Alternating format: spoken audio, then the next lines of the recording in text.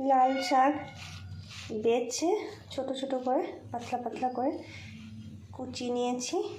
এই লাল শাক দিয়ে পোস্ত দিয়ে রান্না করব, দারুণ লাগে এই লাল শাক দিয়ে পোস্ত রান্না করলে। চলো এবার দেখি কেমন করে রান্নাটা হয়। রসুনগুলো ছোট ছোট করে কুচি নিচ্ছি, হয়ে গেছে প্রায় কুচি নিচ্ছি।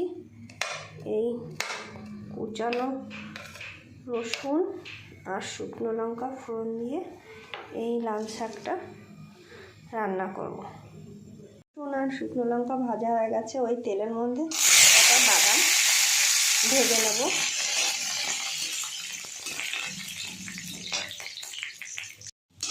বাদামগুলো ভাজা হয়ে গেছে, এবার শাকগুলো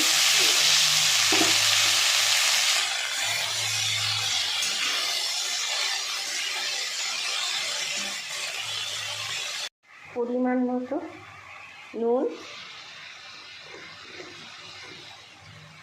হলুদ দিয়ে ভালো করে শাকটাকে ভেজে নেব।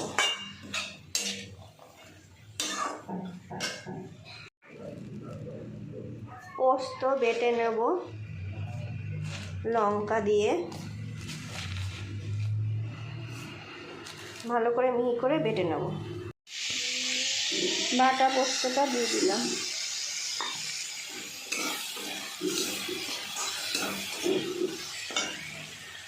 শুকনো শুকনো হয়ে গেছে, নামিয়ে নেব।